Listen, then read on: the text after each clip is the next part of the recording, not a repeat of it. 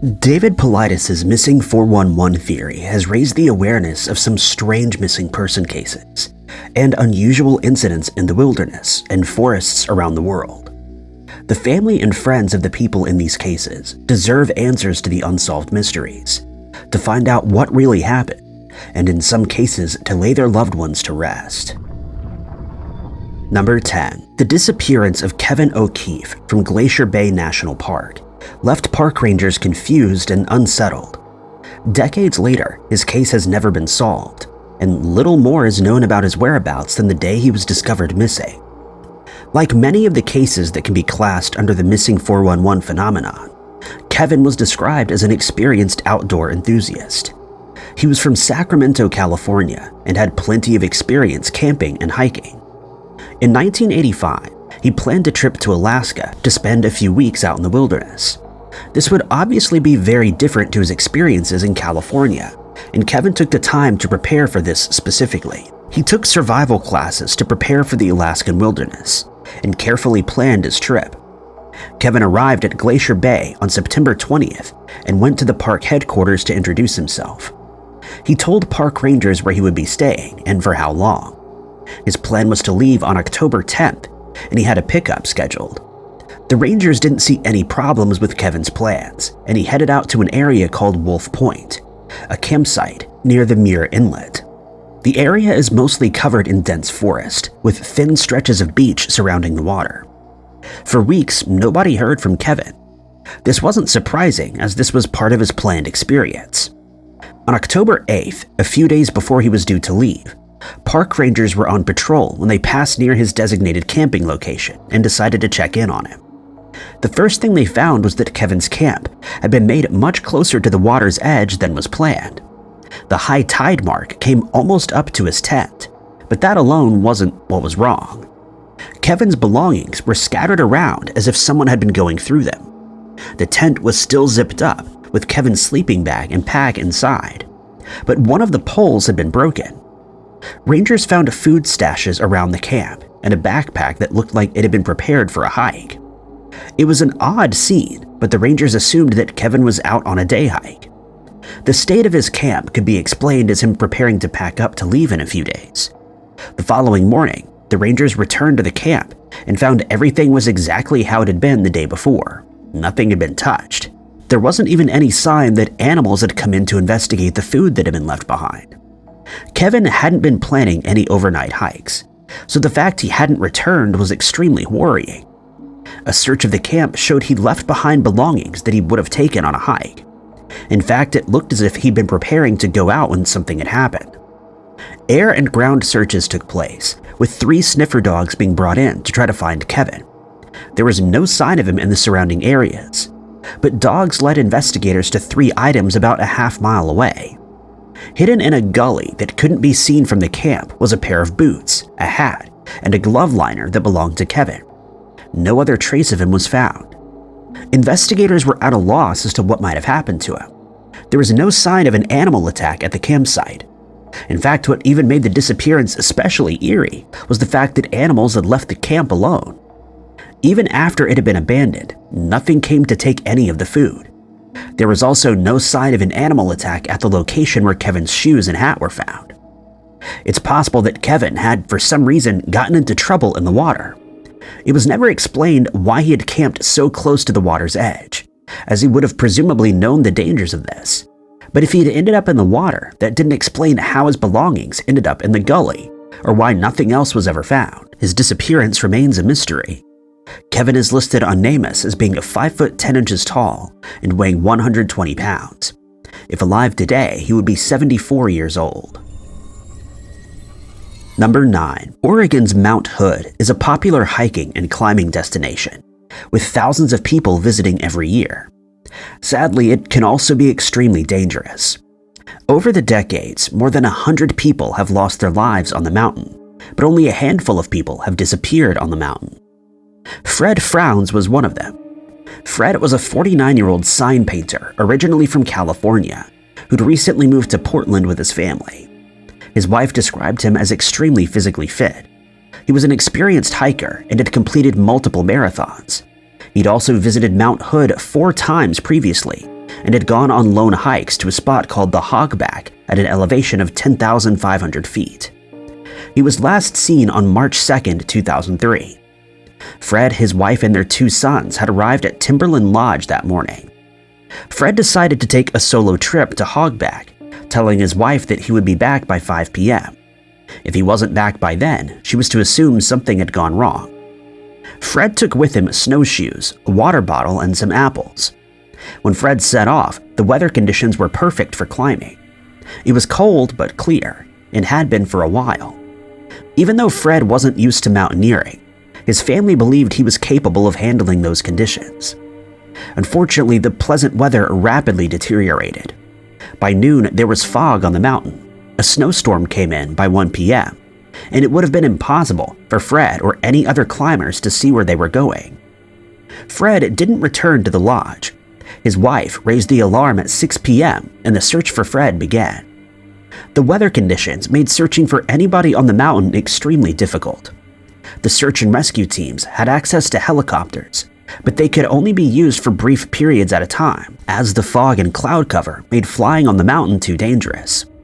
The conditions didn't stop over 50 people from searching the mountain on foot, though. A large area of the mountain was searched, down from the summit to an area called Triangle Moraine, making sure they covered all the areas where Fred might have reached. It was assumed that he'd gotten lost during the whiteout conditions, and there was a special focus on a place called Zigzag Canyon. It would have been natural for Fred to have made his way here, following the mountain's fall line. After several days, the search had to be called off. Despite the below-freezing conditions, Fred's wife still hoped that he might be alive, sheltering in a cave somewhere and waiting for rescue. But it was too dangerous to send teams onto the mountain. Months later, in August of that year, another search team was sent up to the mountain. The mission was a training exercise, but they'd hoped to find Fred's body. They discovered human remains in Zigzag Canyon, wearing clothes that were similar to those Fred was last seen wearing. But when the remains were recovered, it was confirmed they didn't belong to the missing man. The remains puzzled authorities. At that point, there were only 3 people known to have gone missing on the mountain, and Fred was the only one to have disappeared on its south side. The remains have not been identified. Despite countless people climbing the area where Fred disappeared, he remains missing to this day. Fred was last seen wearing a red jacket and snowshoes. He didn't carry a phone or a mountain rescue unit. Anyone with information in this case should contact the Clackamas County Sheriff's Office at 503-655-8218. Number 8. In September of 2013, Roger Banbridge traveled from his home in England to Greece to visit his sister. He'd been making the trip every summer for 8 years, but this time he would never return. Ever since, his family have been searching for answers that have never emerged. Roger was 67 years old at the time of his disappearance. His missing person case is one of many similar stories of older British men disappearing while on Greek islands. Some of these people were found, but many, like Roger, remain a mystery. Roger's sister, Maggie, had a holiday home on the Greek island of Paxos. He'd been there several times before, and his trip in the late summer of 2013 seemed to be no different. He was having a good time when, on September 26th, he decided to take a day trip to the neighboring island of Antipaxos. Roger told his sister that he would be back by 7 p.m. when they planned to have a barbecue together. The last confirmed sighting of Roger was as he left the ferry on the small island of Antipaxos. Antipaxos is located just a 15-minute ferry ride from neighboring Paxos. It's an area of only 2 square miles and only around 20 permanent residents. It has several beaches, but inland is covered in dense vegetation and vineyards, with many walking paths. It was along one of those paths that Roger likely disappeared. Roger was described as an experienced walker, and his family didn't believe a day's walking around the small island should have been any problem for him. He was wearing walking shoes and carrying a bottle of water. When Roger didn't return to his sister's home that evening, he was reported missing. Trying to investigate the disappearance of a loved one while they're away from home is always difficult. The Banbridge family faced added difficulties due to just how few people lived on the Paxos and Antipaxos islands. Only 2 police officers were able to cover the missing person investigation, but the expat community in the area helped to search the area on foot. Early in the investigation, some fellow walkers came forward to say that they'd seen Roger along one of the trails. Nothing out of the ordinary was reported about this sighting, and there were apparently no signs that he was about to vanish into thin air. Even though the island was small, the vegetation made it difficult to search. But even with this, it was possible to conduct an extensive search. A helicopter with thermal imaging equipment was used to try to see through the brush. His family believed he might have fallen or gotten lost somewhere and was just waiting to be found.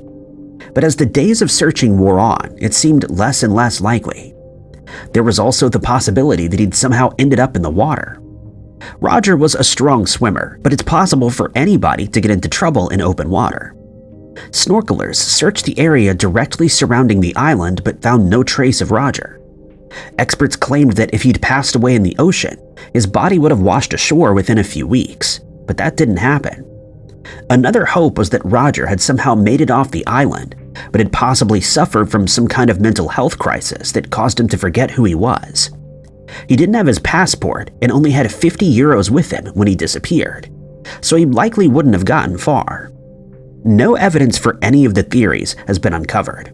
More than 10 years on, Roger remains missing, with no new clues to explain what happened to him. Number 7. One of the cases David Paulides highlighted in his Missing 411 books is that of Richard R. Lee. Richard's disappearance without a trace was in 2004, and almost 20 years later, there's been no new news about his disappearance. Richard was 47 years old at the time of his disappearance. He had experienced hiking in the wilderness, and his friends and family knew he didn't like to stick to the beaten path. He would go to explore areas that might be hard to reach, and camp in places that weren't designated as campgrounds. Even with these risky behaviors, nobody expected that he wouldn't come back out from the wilderness. On September 9, 2004, he left his home in Washington and traveled to Wenatchee, Okanagan National Forest. The park sits on the eastern slopes of the Cascade Mountain Range and is known for its stunning scenery. Richard intended to spend 2 days camping there before returning home on September 11th. He filled out the permit to go camping, filed it at the office, and then set off for the Kolchak Lake region of the park. According to Paulides, this part of the Cascade Mountains is something of a hotspot for missing person cases, with many people who disappear here never being found. At some point during his stay, Richard contacted his brother via cell phone for a chat. He told his brother he was fine and that he was on a ridgeline. The conversation seemed normal, but it was the last time anybody would hear from Richard. Richard's wife wasn't immediately worried when he didn't return home as planned. She assumed he just decided to stay longer and thought he would make his way home eventually. But by September 15th, she was worried enough to contact authorities. The search began the same day. Richard's vehicle was located at a trailhead in the park, which helped investigators to narrow down the region where he might have been. A 70-square-mile search area was set up, which encompassed Lake Stewart, Kolchak Lake, and Enchantment Lakes. Investigators knew it was going to be difficult to track Richard, as he had a habit of camping off the trail. A lot of the investigation was spent hiking cross-country to try to locate any trace of him. To make matters worse, 8 inches of snow had fallen since Richard had disappeared, covering any tracks he might have made. Eventually, Richard's campsite was found, 500 feet off a trail near Kolchak Lake. His sleeping bag and food had been placed in a tree to try to keep it away from bears, but other than that, it looked as if Richard had just left. It was as if he might return at any moment, but there was no sign of him in the surrounding area. According to Paulides, the searchers who found Richard's campsite got an uneasy feeling about it. There was nothing specific that they could say was wrong, but it was an unnerving location. Searches continued in the following days, but without any clues about where Richard might have gone, there was a lot of ground to cover. In the days before his disappearance, the weather had been clear with no snow. That meant that Richard likely wasn't dressed for the weather conditions he was lost in, making it even less likely he had survived. Eventually, the search had to be called off, with no explanation for where Richard might have gone. The area where he disappeared is particularly rugged, and it would be easy for someone to fall or become stuck.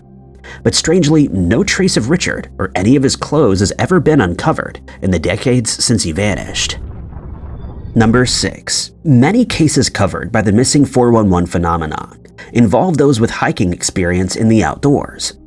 This might make it seem more mysterious, but it could also just be that this type of person is more likely to underestimate the challenges that lead to their disappearance. This may have been the case for Yi Zhenhua, who went missing in Glacier National Park in August of 2008. Hua arrived at the park's St. Mary Visitor Center on August 11th with an extensive itinerary of what he was going to do in the coming days.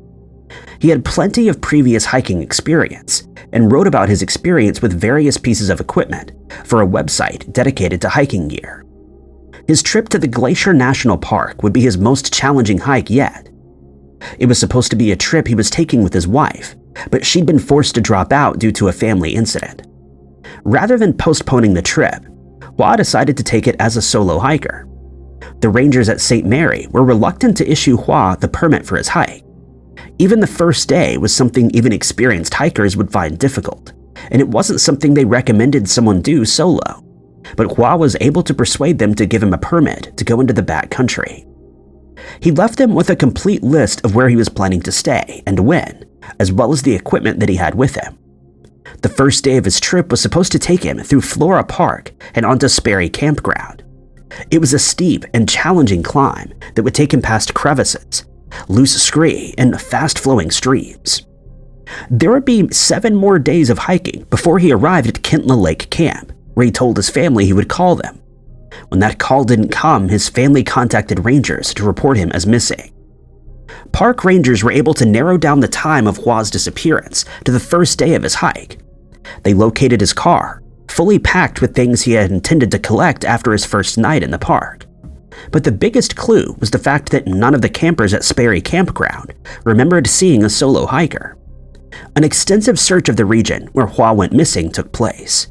A search team with technical rope training descended into crevices into the glacier where Hua had been hiking, while helicopters, canine teams, and horseback riders searched the surface. A total of 2,500 man-hours was spent looking for the missing person, and a search so thorough that park rangers began to wonder whether he was actually in the park at all. It was possible he'd gotten a ride from someone and headed elsewhere, though there was no reason why he might have wanted to do that. Years later, in July of 2011, hikers climbing up a dry creek bed near Avalanche Lake spotted something unusual. In the weeds were a nylon strap and items of clothing. He contacted park officials, who then discovered bone fragments. These were confirmed as belonging to Hua. It's believed they were transported to this location by water and avalanches, and he'd passed away further upstream. What happened to Hua and how exactly he was missed, despite the extensive search, remains a mystery. Number 5. The disappearance of Ren Tang is a confusing missing person case from China that has left investigators perplexed since he vanished in 2008. Ren was a retired geography teacher who lived and grew up in Beijing. According to his family, his dream was to climb all the famous mountains in Beijing, but Mount Miaofeng was one that he was very familiar with. He'd climbed the mountain many times before and knew the mountain well. Ren's wife thought his trip on September 30th would be no different to any of the other trips. He told her he was going on a hike with 2 friends, but they changed plans at the last moment. Ren decided to continue anyway. He took with him a blue backpack filled with food, water, 2 newspapers, and some scraps of paper. He planned to be home that same afternoon, as it was his mother's birthday the following day, and he needed to be well rested for that. When Ren wasn't home by 5 p.m., his wife started to try to contact him. She hadn't heard from him since that morning, which was unusual. Normally, he would send her photos and updates while he was hiking, but this time there had just been silence. Ren didn't answer the phone. Either that evening or the following afternoon, he was reported missing. Investigations uncovered some strange sightings and contact with Ren on the day of his disappearance. He was spotted that morning at the base of the mountain by a local, who noted that it was odd that not many people were around that day. During the afternoon, one of Ren's friends called him and invited him to play cards with him. They talked for about 15 minutes, and he explained that he was on his way down the mountain, so he couldn't come. At this point, what happened to Ren becomes unclear. Witnesses and phone records took the investigators in one direction, while some disturbing finds on the mountain seemed to indicate something else had happened. A witness who had encountered Ren on the day of his disappearance said they pointed him in the direction of Wangping. This was after he'd asked about the best place to get some nuts. Witnesses in Wangping said that he asked about how to get to Tuofeng, another town. Ren's phone record picked up again in the village of Zhenfeng, a remote area that would be easy to get lost in. Zhenfeng is in the complete opposite direction of Tuofeng, and how he ended up there is unclear, but witnesses in the village did claim to have seen him. Meanwhile, search and rescue teams on the mountain itself came across a strange sight. Someone had torn strips from a newspaper and tied them to trees, apparently creating a trail. It was the same issue of the newspaper that Ren was known to have had with him at the time. Investigators later found what looked like a campsite and a note, apparently left by Ren. He described himself and said that he'd gotten lost while hiking down to the Teotuo mountain on September 30th. He'd stayed on the mountain for one night, then began to follow the mountain ridge northeast, headed towards the Shishdao village. Ren's wife said the note was in her husband's handwriting. A final twist came on October 7th, when Ren's phone was activated again at a Beijing West Central station. It seemed likely that Ren was no longer in possession of his phone, but when exactly the new owner got a hold of it is unclear. Despite numerous searches of the area where Ren vanished, no trace of him has ever been found. Number 4. Sadly, many missing person cases never get the level of attention that makes the disappearance well known. After initial investigations come to an end, the missing person case fades from the public eye, while the family and friends of the individual continue to live with unanswered questions. The disappearance of Stephen Litzy is one case that didn't receive much attention. Over 10 years on from when he first vanished, little is known about what happened to him, and few details have been made public. Stephen was 71 years old at the time of his disappearance. He moved to Paradise, California in the 1980s, and was at home in the outdoors. According to his sister, he described the wilderness where he would go hunting as his church, and he loved spending time there. On the morning of October 29, 2011, Stephen and a deer hunting partner traveled to Diamond Lake, Oregon, about 125 miles north of the California border. They traveled to the Twin Lakes area and split up at around 7:30 a.m. The plan was to meet again that afternoon, though a specific time has never been mentioned in the press. Stephen didn't arrive at the designated meeting spot. The following day, when there was still no sign or word from Stephen, his hunting partner reported him missing. Stephen had left his cell phone and GPS device in his hamper, and there was little for investigators to go on to try to find him. There hadn't been any other missing person cases in this specific area, so investigators didn't have past data to try to figure out where he may have gone. Making matters worse, Stephen was wearing camouflage gear to help with hunting. It would be very difficult to spot him from a distance. For 4 days, searchers went through the wilderness where Stephen was last seen. A few candy wrappers and water bottles were found, but it wasn't possible to say whether these had been left by Stephen. After 4 days, snow forced search teams to stop their search. There was still nothing that could narrow down an area where Stephen might have traveled through, and no way of knowing what happened to him. It's possible he simply had a medical emergency while alone in the woods and hasn't yet been found.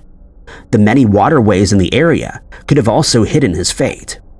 Fires in the area in recent years would only make it harder to answer these questions. Neither Stephen nor his hunting weapon has ever been found. Stephen is described as being 5 foot 6 inches tall and weighing 130 pounds. Anybody with information on this case should contact the Douglas County Sheriff's Office at 541-440-4293. Number 3. Ben Nevis in the Scottish Highlands is Britain's tallest mountain at 4,413 feet.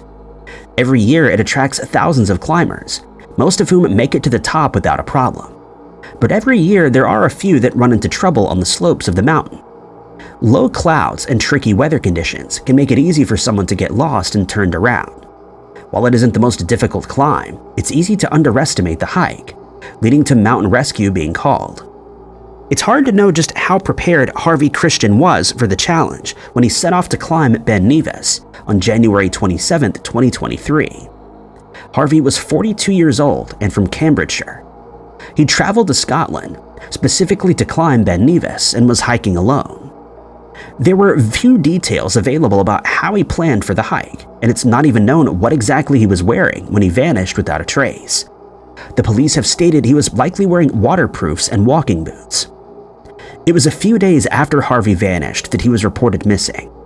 His vehicle, a black Vauxhall Crossland X, was located in Glen Nevis and looked as if it had been untouched for a few days.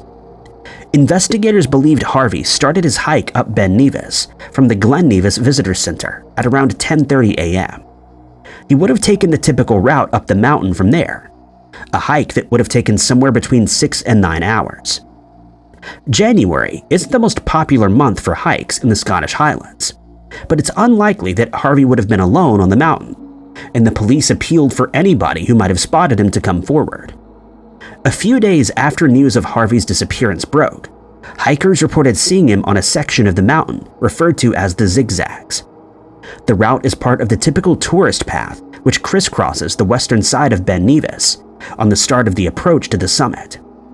Unfortunately, the exact time of the sighting is unclear, and it's not known if the hikers saw Harvey when he was on his way up, or if he'd been returning from the peak. Whichever is the case, Harvey clearly didn't make it back to his car, and investigators were confident he was still on the mountain. Search and rescue teams worked with dogs to search the mountain.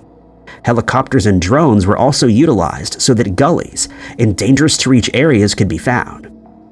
Even if the hike is relatively simple, it can still be dangerous, especially if Harvey had decided to venture off the typical path for whatever reason. Despite these early leads in the investigation, no new information was found. In the months following Harvey's disappearance, there were many other instances of people getting lost or into trouble on Ben Nevis, and the mountain rescue teams were called out multiple times. In March, the body of a missing hiker was located, but it did not belong to Harvey. Police continue to appeal for information for anybody who might have seen anything unusual while climbing the mountain. So far, there have been no new leads that have brought a close to this mystery. It's believed Harvey is still on the mountain, possibly buried beneath a snowdrift. Harvey is described as being 6 foot 2 inches tall with a heavy build and fair hair.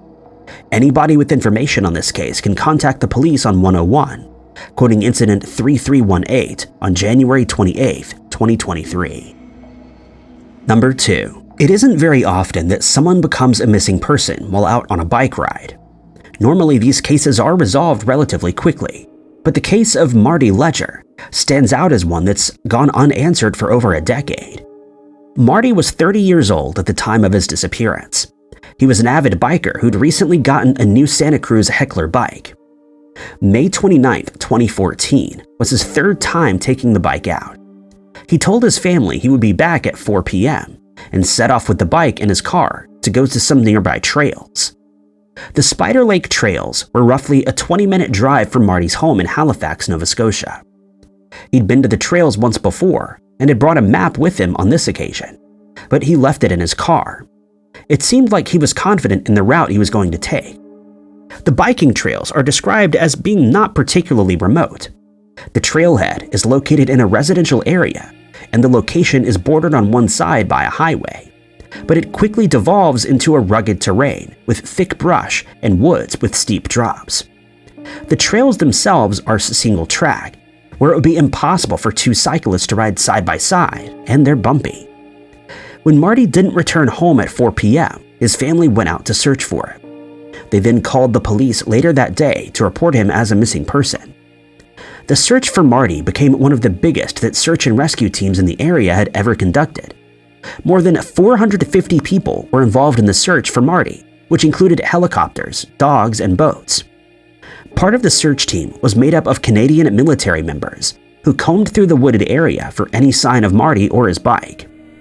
Marty's family believed that if they found his bike, they would find him. They didn't think Marty would have abandoned it, given it was so new. It would also have allowed him to cover more ground if he was lost in trying to get back to civilization. Unfortunately, that meant that the search area was much larger than it would have been if Marty was on foot. The search area covered almost 60 square miles, but it's possible that Marty may have gotten outside that area before the search party even began. After a week of searching through the dense woods, the official search for Marty was called off. There are a few different theories about what might have happened to Marty. If he'd gone off trail for whatever reason, it would have been easy for him to become wounded in some way and unable to continue. Multiple members of the search team suffered falls, and even though nobody was seriously hurt, an accident could have been serious if they were alone. The search team also scaled a 9-meter cliff at one point. Marty wasn't found there, but there may have been other areas where he could have fallen. A few years after he disappeared, a body was discovered within the search area. Medical examiners determined it wasn't Marty, but another individual who'd gone missing 7 months before Marty's disappearance. The discovery showed that it was possible that someone might have been missed within the search area, and Marty and his bike could still be out there, waiting to be found. Another possibility is that he was struck by a vehicle. At some points, the trail leads to a logging road. According to Marty's brother, it's not uncommon for people to drive along the road at dangerous speeds, sometimes under the influence of alcohol. It might be that Marty was involved in an accident and his body was hidden by the culprits. In the 10 years since Marty's disappearance, nothing has been uncovered, but there's still hope that this case may one day be solved. Marty was described as being roughly 6 feet tall, weighing 260 pounds, and wearing a t-shirt and shorts at the time of his disappearance. Anybody with information should contact their local police. Number 1. The Gates of the Arctic National Park in Alaska is the second largest and least visited national park in the United States. Located entirely north of the Arctic Circle, it's only accessible from the air or water, and there are no roads or trails within it. It was here that Thomas Siebold disappeared in 2012. Thomas was a survivalist who spent years training and working at the Teaching Drum Outdoor School in Wisconsin. The school taught survival skills, including shelter building and hunting techniques, as well as what's described as traditional Native American values. It was a lifestyle Thomas loved and was very good at. According to other people at the school, he would spend months in the winter living in shelters he constructed himself, wore clothes made from animals he had hunted, and only ate what he caught or gathered himself. He would also go out and spend a month living in the wilderness in the summer. Thomas had booked 6 months away from work for his trip to Alaska, arriving in June of 2012. He started at an Alaskan fishing camp in the southeast part of the state, before traveling north along the Tanana River while living off the land. He took the time to listen and learn from the locals and was very excited about seeing the gates of the Arctic for himself. In September, Thomas arrived in Ambler, a remote village in northwest Alaska, and then continued hiking up the Ambler River to an area called Brooks Range. There was a cabin there owned by the Shebers family, friends of the founder of the Teaching Drum Outdoor School. The founder had put Thomas in touch with them, and they welcomed him into the cabin. Thomas stayed there for a little while before heading out again into the wilderness on September 27, 2012. It was the last time anybody saw or heard from him. He left behind a letter and a diary, which indicated he intended to return to the cabin after a few days in the national park. He would then go from there to the town of Kobuk before making the flight back to Wisconsin. It wasn't until Thomas missed one of those flights that anybody realized he was missing. Alaska State Police were contacted on November 11th, and the search for Thomas began. He hadn't told anybody exactly where he was going within the park, and even the idea that he'd gone to the gates of the Arctic was an assumption. The search teams focused their efforts on the confluence of the Ambler River and the Ulinique Creek, where they believed he might have set up a base camp. He'd previously talked about exploring the headwaters of the various rivers in the area, and may have taken with him a map section that covered this. The search for Thomas mostly consisted of aerial searches, as getting people on the ground there would be difficult. It wasn't even possible to use snowmobiles because the snow cover was so thin at the time. On the third day of the search, a circle drawn in a gravel bar was located by one of the plains, 8 miles north of Ulinique Creek. Searches went to check out that area, as it was possible Thomas had etched it as a sign, but unfortunately there was no trace of him. No trace of Thomas was ever found. He was well prepared for the adventure into the Alaskan wilderness, but that didn't mean he was immune to the dangers that could happen in this inaccessible region. If Thomas were still alive, he would be 44 years old today. He's described as being 6 foot tall and weighed 165 pounds. Anybody with information on the case should contact Alaska State Troopers on 907-442-3222. Thank you guys so much for watching. If you liked this video, be sure to hit that like button. Also, don't forget to subscribe and click that notification bell to keep up to date with all of our future uploads. But my name is Ty Knotts, and I'll catch you guys in the next video.